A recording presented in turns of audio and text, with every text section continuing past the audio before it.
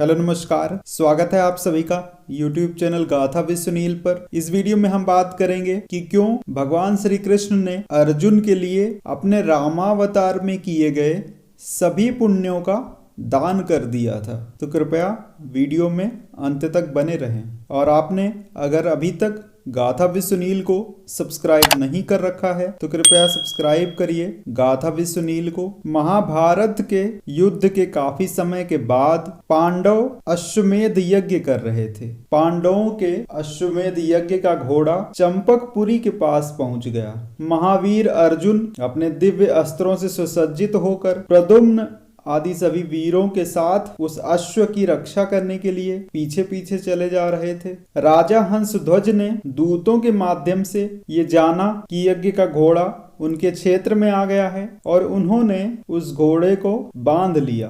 राजा हंसध्वज बहुत ही धर्मात्मा और शूरवीर थे। उनके राज्य में एक विशेषता यह थी कि राजघराने के पुरुषों सहित प्रजा के सभी पुरुष एक पत्नी व्रत का पालन करने वाले थे तथा देश के सभी नर नारी भगवान के परम भक्त थे। उस राज्य में नौकरी के लिए यदि बाहर से कोई व्यक्ति आता था तो राजा सबसे पहले उससे कहते थे कि तुम यदि एक पत्नी व्रत का पालन करने के लिए तैयार हो तो ही मैं तुम्हें अपने यहाँ रख सकता हूँ। राजा की आज्ञा पाकर सभी वीर अर्जुन की सेना के साथ लोहा लेने के लिए तैयार हो गए। घोड़ा पकड़ लिया गया तथा नीति के अनुसार पंडित राजगुरु ऋषिवर शंख की आज्ञा के अनुसार एक भयानक मुनादी करवा दी गई कि एक निश्चित समय पर सभी योद्धा युद्ध क्षेत्र में उपस्थित हो जाएं और जो योद्धा ठीक समय पर नहीं पहुंचेगा उसको उबलते हुए तेल के कड़ाहे में डाल दिया जाएगा। यह आज्ञा राजा, उनके पोते, पुत्र और उनके भाइयों पर भी समान रूप से लागू होगी।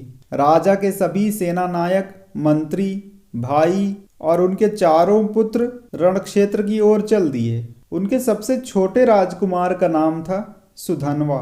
वीर सुधनवा अपनी माता के पास गया आशीर्वाद लेने के लिए। सुधनवा और उसकी माता भगवान श्री कृष्ण की बहुत बड़ी भक्त थी। उनकी माता ने कहा कि भगवान अपने भक्त को विपत्ति में अकेला नहीं छोड़ते, इसलिए युद्ध के समय भी तुम श्री कृष्ण का ध्यान करते रहना।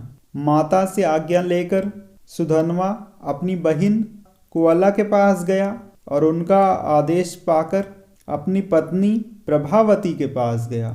प्रभावती ने कहा कि हे प्राणनाथ, आज आपको आपके प्रिय प्रभु श्री कृष्ण जी का दर्शन होगा, परंतु एक सच यह भी है कि यह युद्ध आपके जीवन का आखिरी युद्ध होगा। इससे पहले कि आप युद्ध भूमि में जाएं, मैं चाहती हूँ कि आपसे मुझे एक पुत्र प्राप्त हो। पत्नी के प्रेम और जिद के आगे सुधनवा को उनकी बात मानना ही पड़ा। युद्ध क्षेत्र में वीरों के दल इकट्ठे हो रहे थे। चारों ओर रण की दुदुम्भी और शंख ध्वनि हो रही थी। चारों कुमार अपने सेना नायकों के साथ आकर महाराज हंसध्वज का अभिवादन किया, परंतु राजकुमार सुधनवा अभी नहीं पहुंचे थे। महाराज ने सेनापतियों से कहा कि क्या बात है, मैं सुधनवा को नहीं देख रहा हूँ। क्या वो मेरी कठिन आज्ञा को भूल गया है? उसने बहुत बुरा किया है। कुछ सैनिक जाएं और उस दुष्ट के बाल को पकड़कर पृथ्वी पर घसीटते हुए तेल के कढ़ाई के पास ले आएं। राजा की कठिन आज्ञा को पाकर कुछ सिपाही चले। सुधनवा उन लोगों को रास्ते में ही मिला। सिपाहियों ने सुधनवा को राजा की आज्ञा सुनाई। सुधनवा ने युद्ध भूमि पहुंचकर अपने पिता के चरणों में प्रणाम किया और विलंब होने का कारण संक्षेप में सुना दिया। राजा हंसध्वज क्रोध से अधीर हो रहे थे। राजा ने पुरोहित शंख के पास दूत भेजा और पूछा कि सुधनवा के साथ कैसा व्यवहार किया जाना चाहिए। पुरोहित जी बड़े क्रोधी स्वभाव के थे। उन्होंने दूतों की बात सुनते ही कहा कि राजा अपने पुत्र के कारण मोह की वजह से ऐसा पूछ रहे हैं। जब सभी के लिए एक ही नियम निश्चित किया गया है तो बार बार पूछने की क्या आवश्यकता है। ऐसा लगता है कि राजा अपने वचनों का पालन नहीं करना चाहते। दूतों ने जाकर ये समाचार राजा को सुनाया। राजा हंसध्वज ने मंत्री को आज्ञा दी कि सुधनवा को उबलते हुए तेल के कड़ाहे में डाल दिया जाए। जैसे ही सुधनवा को उबलते तेल के कढ़ाई में डाला गया, वो भगवान श्री कृष्ण के गोविंद, दामोदर, माधव आदि पवित्र नामों का कीर्तन करता रहा। उबलते हुए तेल में पड़कर भी सुधनवा जल नहीं रहा था और तेल के ऊपर तैर रहा था। पुरोहित शंख को आश्चर्य हुआ, साथ ही संशय भी हुआ। उन्हें लगा या तो तेल गर्म नहीं है या फिर राजा का पुत्र कोई औषधि मंत्र जानता है या फिर अपने अंग पर कोई लेप लगा कर आया है। इसी वजह से वो गरम तेल में जल नहीं रहा। परंतु सुधनवा के मुंह से भगवान के नामों का जाप सुनकर शंख जी को अपनी गलती का एहसास हुआ और वो खुद भी उस उबलते हुए तेल के कड़ाहे में कूद गए। भगवान की कृपा से वह भी सुरक्षित रहे। उन्होंने सुधनवा को गले लगा लिया। युद्ध भूमि में उपस्थित सभी लोग सुधनवा की प्रशंसा करने लगे। भीषण युद्ध आरंभ हो गया।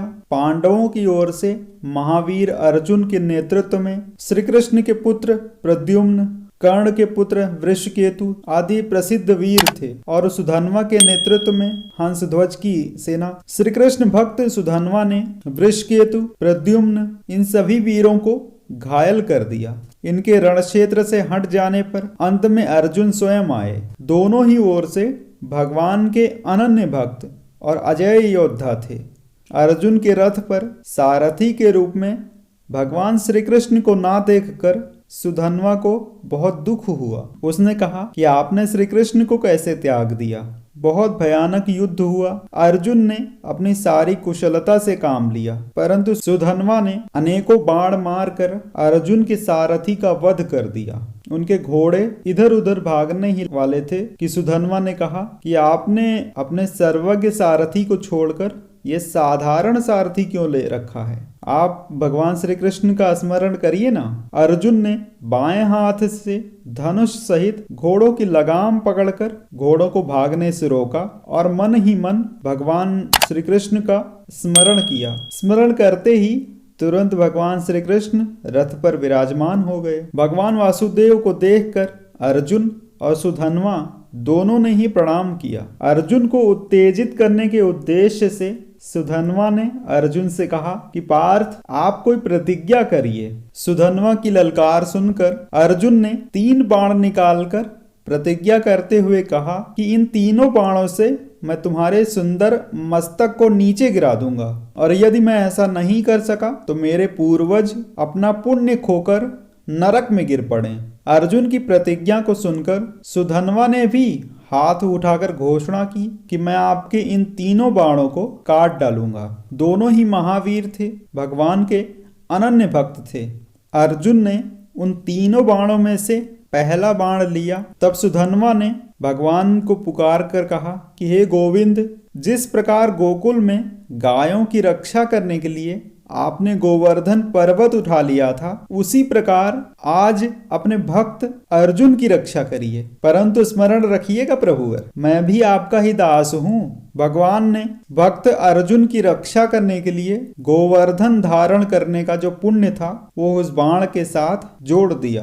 काल के अग्नि के समान दिखाई देने वाले बाण को अर्जुन ने चलाया, परंतु सुधनवा ने अपने दिव्यास्त्रों से बीच में ही काट डाला। बाण के कटते ही पृथ्वी कांपने लगी।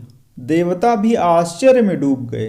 भगवान ने अर्जुन को दूसरा बाण संधान करने की आज्ञा दी और उसके साथ ही अपने अनेक पुण्य उस बाण पर अर्पण कर दिए। सुधनवा ने कहा, हे गोविंद, धन्य है आपकी लीला, परंतु याद रखिएगा प्रभुवर, यह आपका दास भी आपकी लीलाओं से अपरिचित नहीं है। अर्जुन का प्रलयकारी बाण चला, परंतु वीर सुधनवा ने अपने प्रबल पुरुषार्थ से बीच में ही काट डाला। अर्जुन के 2 बाण कट जाने से हाहाकार मच गया। भगवान श्री कृष्ण ने कहा कि पार्थ, मेरी समझ से यह सुधन्वा के एक पत्नी व्रत का महत्व है और इस एक पत्नी व्रत में मैं और तुम दोनों ही पिछड़े हुए हैं। भगवान श्री कृष्ण ने अर्जुन को तीसरा बाण संधान करने की अनुमति दी और अपने रामावतार का पुण्य उस बाण पर अर्पण कर दिया। सुधन्वा ने कहा, अर्जुन, आप धन्य हैं जो साक्षात नारायण आपको अपना पुण्य अर्पण कर रहे हैं। आपका निश्चय ही कल्याण होगा, परंतु सावधान रहिएगा, इस बाण को भी मैं उन्हीं श्री कृष्ण की कृपा से काट डालूंगा। अर्जुन ने बाण चलाया, परंतु सुधन्वा ने भगवान श्री कृष्ण के नाम का जप करते हुए उसे भी काट डाला। सुधन्वा के द्वारा काटे गए बाण का आधा भाग पृथ्वी पर गिर पड़ा, परंतु बाण का दूसरा भाग उसकी गर्दन उड़ाते हुए दूर जाकर गिरा। सुधन्वा का मस्तक भगवान श्री कृष्ण के चरणों के पास आकर गिरा। भगवान ने चरणों में पड़े हुए उस सुंदर सिर को प्रेम से अपने दोनों हाथों से उठा लिया। इतने में ही वीर सुधन्वा के मुख से एक तेज की ज्योति निकली और देखते ही देखते श्री कृष्ण में समा गई। उम्मीद करता हूँ कि गाथा विश्व सुनील की ये गाथा आपको पसंद आई होगी। अगर पसंद आई है तो कृपया गाथा विश्व सुनील को सब्सक्राइब करें। धन्यवाद।